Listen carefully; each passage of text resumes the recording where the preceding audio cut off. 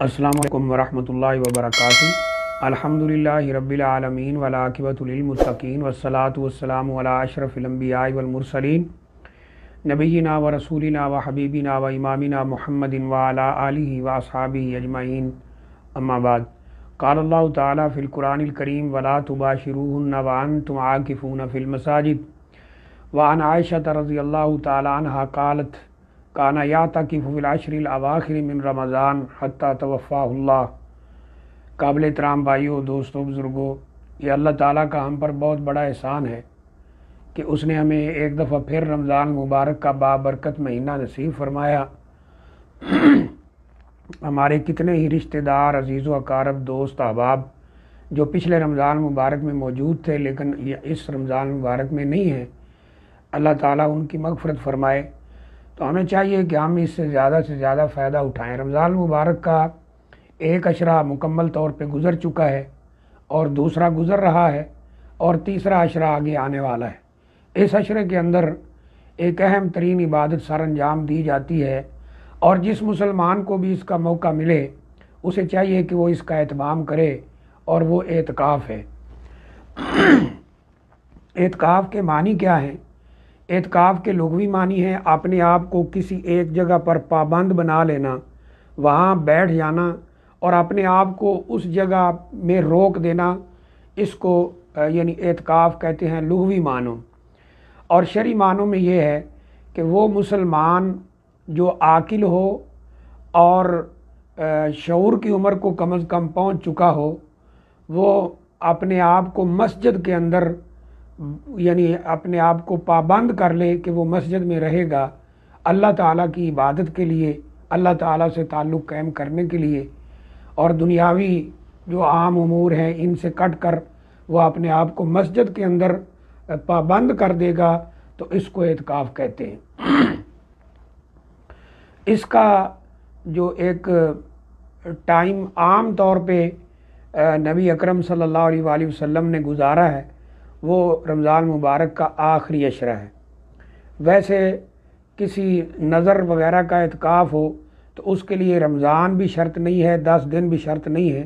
لیکن عام طور پر یہ ہے کہ رمضان مبارک کے آخری عشرے میں پورے 10 دن یہ رسول اللہ صلی اللہ علیہ وآلہ وسلم نے اعتکاف کیا ہے۔ اعتکاف کی شروط میں سے پہلی شرط یہ ہے کہ اعتکاف کرنے والا مسلمان ہو۔ نمبر 2، وہ عاقل ہو، یعنی مجنون یا پاگل یا بیوقوف نہ ہو، اس طرح یعنی پاگل نہ ہو، مطلب یہ ہے۔ تیسرے نمبر پر وہ کم از کم اتنی عمر کو پہنچ چکا ہو کہ اسے شعور ہو مسجد کا، اعتکاف کا، مسائل کا اسے پتہ ہو۔ اور اس طرح اگلی شرط جو یہ ہے اعتکاف کے لیے وہ یہ ہے کہ اعتکاف مسجد کے اندر ہوگا۔ اس سے اگلی شرط یہ ہے کہ اعتکاف کرنے والا وہ حالت طہارت میں ہوگا۔ تو یہ اعتکاف کی چند بنیادی شروط ہیں۔ تو اللہ تعالیٰ نے قرآن مجید کے اندر فرمایا کہ وَلَا تُبَاشِرُوهُنَّ وَأَنْتُمْ عَاكِفُونَ فِي الْمَسَاجِدِ، تم مسجدوں کے اندر جب اعتکاف کرنے والے ہو تو اپنے گھر والے کے قریب نہ آؤ، بلکہ کسی بڑی مجبوری کے بغیر گھر میں آنا بھی اعتکاف میں جائز نہیں ہے۔ اور نبی اکرم صلی اللہ علیہ وسلم کے بارے میں اما عائشہ رضی اللہ تعالیٰ عنہ فرماتی ہیں کہ آپ رمضان مبارک کے آخری عشرے کا اعتکاف کرتے رہے حتیٰ کہ اللہ تعالیٰ کے پاس چلے گئے۔ اگلی بات اعتکاف کے سلسلے میں یہ ہے کہ اعتکاف کس مسجد میں ہو سکتا ہے اور کس میں نہیں۔ ایسی تمام مساجد کے اندر اعتکاف ہو سکتا ہے جہاں کم از کم 5 وقتہ نماز ہوتی ہو، اذان ہوتی ہو۔ اگر کوئی ایسی مسجد ہے کہ جس میں نماز اذان کا اہتمام تو ہے لیکن جمعہ کا اہتمام نہیں ہے، تو کیا اس میں اعتکاف ہو سکتا ہے؟ تو صحیح بات یہی ہے کہ اس میں بھی اعتکاف ہو سکتا ہے، اور جمعہ پڑھنے کے لیے معتکف یعنی جو اعتکاف کر رہا ہے وہ قریبی جو مسجد ہو وہاں انشاءاللہ جا سکتا ہے۔ اگلا جو پوائنٹ ہے اعتکاف کے متعلق وہ یہ ہے کہ ایسی مساجد جو بالکل یعنی مصلی کے حکم میں ہے کہ کبھی ان میں نماز ہوتی ہے کبھی نہیں ہوتی، جیسے کوئی رستے کی مساجد ہیں یا اس طرح، تو ان میں اعتکاف نہیں ہوگا، کیونکہ حدیث میں آتا ہے لا اعتکاف الا فی مسجد، اعتکاف مسجد میں ہوگا کم از کم جس میں 5 وقت نماز ہوتی ہو، اور صحابہ اکرام سے بھی یہ بات ثابت ہے کہ ہر اس مسجد میں اعتکاف ہو سکتا ہے جہاں اذان ہوتی ہو اور جماعت ہوتی ہو۔ اگلا اعتکاف کے متعلق جو ایک اہم پوائنٹ ہے وہ یہ ہے کہ کیا اعتکاف کے لیے ہم خیمہ لگا سکتے ہیں؟ اعتکاف کے لیے خیمہ لگایا جا سکتا ہے تاکہ جو انسان کی توجہ ہے وہ ادھر ادھر نہ جائے، کیونکہ جب ایک خیمہ نہیں ہوگا، وہ مسجد میں بیٹھا ہے تو اس کی توجہ آنے والا جانے والا ان کی طرف اور مسجد میں جو کچھ ہو رہا ہے اس کی طرف ہوگی، تو اس لیے خیمہ لگایا جا سکتا ہے۔ نبی اکرم صلی اللہ علیہ وسلم نے بھی خیمہ لگایا ہے، اور جب نماز وغیرہ کا وقت ہو، جمعہ کا وقت ہو تو اس کی ضرورت ہو تو اس کو اٹھا دیا جائے، بعد میں پھر یعنی اس کو اس کی چادریں وغیرہ جو بھی ہو وہ نیچے کر کے ایک خیمے کی شکل بنا لی جائے۔ اگلا اہم پوائنٹ جو ہے وہ ہے کہ جو شخص اعتکاف بیٹھا ہے کیا وہ ہر وقت 10 دن 10 راتیں مسجد میں ہی رہے یا کسی مجبوری کی وجہ سے وہ نکل سکتا ہے؟ تو حکم یہی ہے کہ وہ مسجد کے اندر رہے گا، سوائے اس مجبوری کے کہ جس کے لیے مسجد سے نکلنے کے بغیر کوئی چارہ کار نہ ہو۔ جیسے کسی مسجد کے اندر باتھ روم نہیں ہے اور وہاں وہ اعتکاف بیٹھا ہے، یا باتھ روم استعمال میں نہیں ہے، خراب ہیں یا جو بھی سلسلہ ہے، تو وہ یعنی اعتکاف کی حالت میں ہے۔ اب قضائے حاجت کے لیے وہ کہیں جا سکتا ہے، کہیں باہر اہتمام ہو، یعنی باہر کھلے میدان میں، یا گھر کے اندر ہو، کیونکہ بعض گاؤں کی ایسی مساجد بھی ہو سکتی ہیں جہاں اس طرح کا اہتمام نہیں ہوتا، تو پھر گھر میں یا پھر باہر قضائے حاجت کے لیے وہ جا سکتا ہے، اس میں انشاءاللہ کوئی حرج والی بات نہیں۔ اس طرح اگر وہ اعتکاف کے اندر اچانک بیمار ہو جاتا ہے جس کے لیے اسے ہاسپٹل جانے کی ضرورت ہے، اس کے بغیر کوئی چارہ کار نہیں ہے، تو وہ ہاسپٹل بھی جا سکتا ہے، میڈیسن وغیرہ لے سکتا ہے اور پھر واپس اپنے اعتکاف میں آ سکتا ہے۔ اعتکاف کے لیے اگلا جو اہم پوائنٹ ہے وہ یہ ہے کہ حدیث میں آتا ہے کہ جو معتکف ہے وہ کسی کے جنازہ میں یا کوئی بیمار ہو جائے تو اس کی عیادت کے لیے مسجد سے نہیں نکل سکتا ہے، اس کو ہر حال میں مسجد میں ٹھہرنا ہے، یعنی سوائے بڑی مجبوری کے وہ مسجد سے نہیں نکل سکتا۔ اگلا اہم پوائنٹ یہ ہے کہ جو خیمہ بنایا گیا ہے اس کے اندر معتکف کب داخل ہوگا۔ جب ہم مختلف دلائل پہ غور کرتے ہیں تو ایک شکل یہ نظر آتی ہے کہ جب 20 روزے ختم ہو جائیں، یعنی 20واں روزہ افطار کر لیا جائے تو اسے مسجد میں آ جانا چاہیے۔ ایک حدیث میں آتا ہے کہ جب 21واں روزہ سٹارٹ ہو جائے تو فجر کی نماز کے بعد وہ اپنے خیمے میں داخل ہو۔ ان دونوں روایات کو جب ہم اکٹھا کرتے ہیں تو ان دونوں میں جمع یہ ہے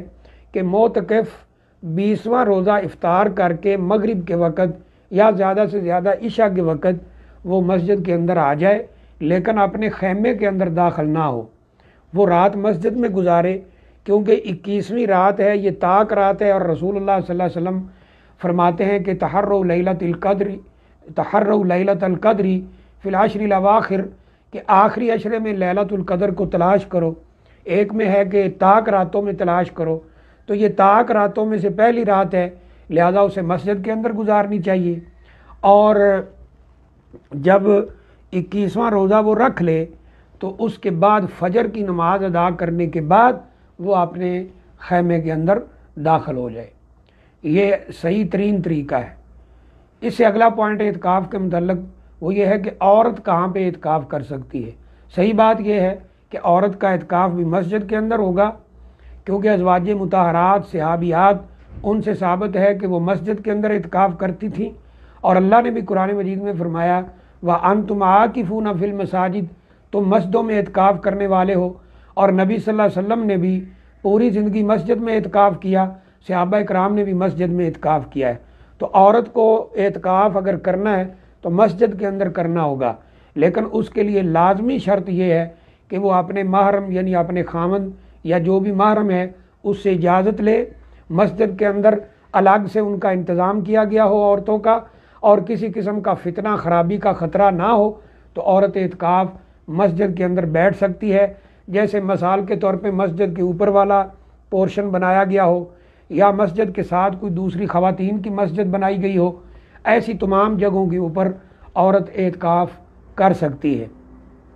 شرط یہ ہے کہ اس کا